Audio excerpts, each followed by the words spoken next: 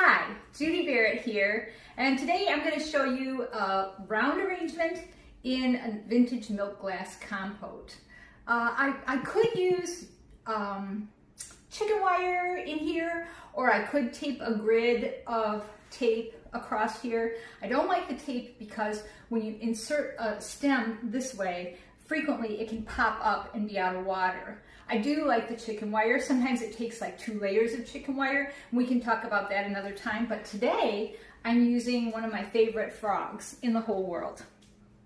So I'm just going to get started with some of this lovely variegated artemisia, and I'm going to place this in so that it hangs over the edge. And you can see what I'm talking about with that insertion. If I had used a piece of tape across there, those stems would be sticking up at this point. So I really like the frog or the chicken wire better. And you could also use foam if you were in a hurry and you were doing a bunch of these and you needed to make them quickly. You could use foam. The problem with foam is I don't think it's sustainable, and I just would like to try it and have all of us get away from it if we can.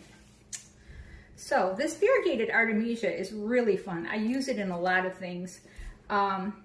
And it's very invasive, so you know, if you want to grow it, be careful, be warned, and watch it because it takes over real fast. And I let it go because I take it into work and we use it a lot at work. Oops, I don't like that one. I'm going to take this off. So I've just made a basic outline of foliage to start with. I usually just like to do that because it covers my container and it gives me an outline to go by. So I have that done, and now I think I'll just start to gradually build up towards the center. Just stepping up in between the last placements of foliage. Let's see here.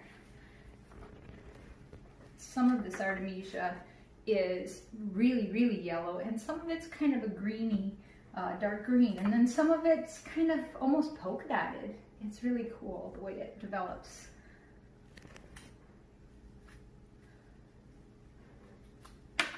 So I have my kind of a first and a second layer started here.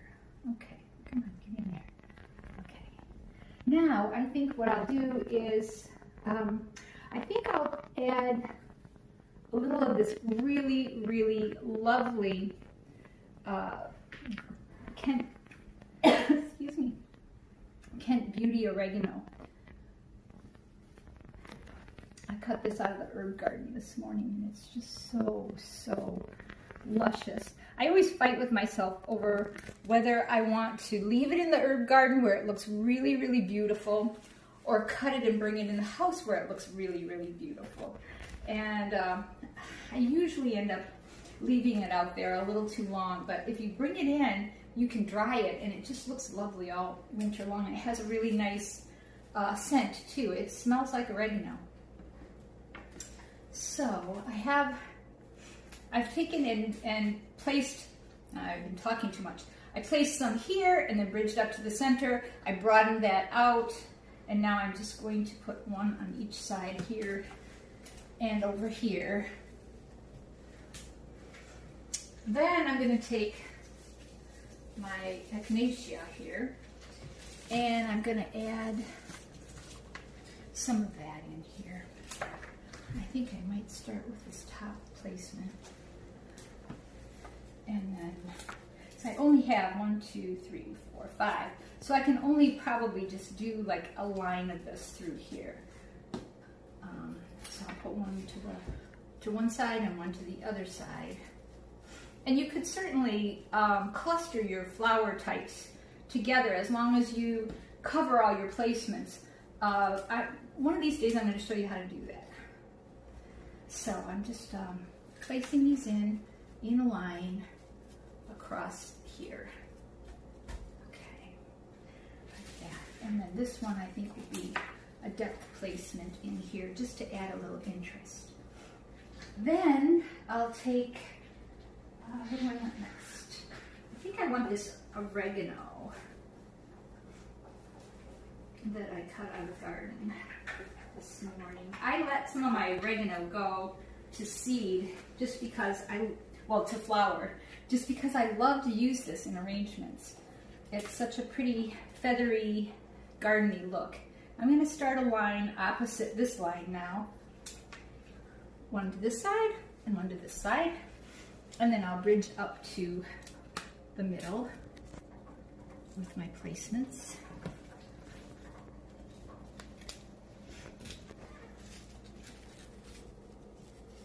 All right.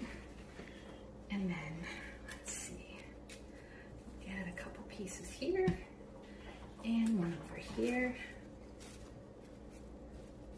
Just to broaden that and give it a little more texture. Then I want to put I've got some peachy colored yarrow that I think will be kind of fun in there. It's a cottage yarrow. So I'm going to just start a line of that over here in between what I've just put in.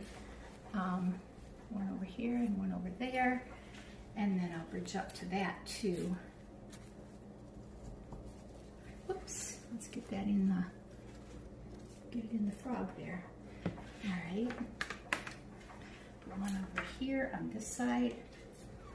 I think I'll go to the right of this and the left of that. All right, and then I can add one more on this side and then one more on this side over here.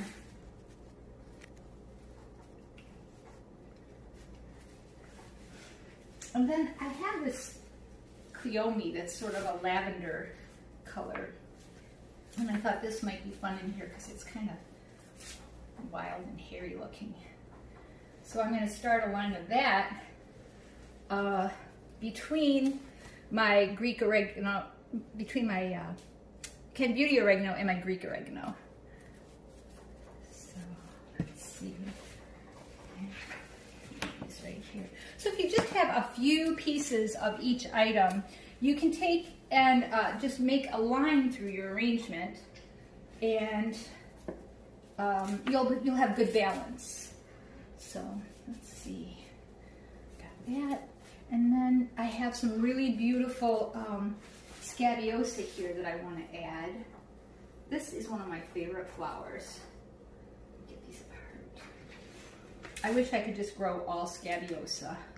I may have mentioned this at some point, but have you ever noticed that the flower has a face? If I put it in this way, it will look like it's stretching up to the light. If I put it in this way, it will look like it's dying. So I'm going to place it this way. And then up in here. And then, oh, these are together. I don't think I can use these together. So I'll put two little placements in. That, and then one more over here on this side. A lot of this scabiosa kind of grows with its head tilted because it starts to tip after a while, and then it searches for the sun. So there we go with the scabiosa line.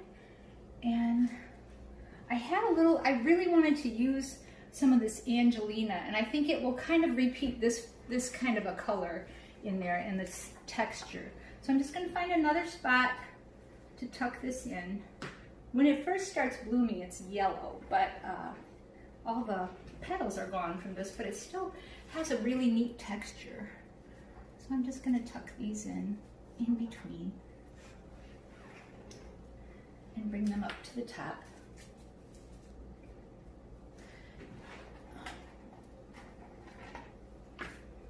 All right, one over here, and then one over here.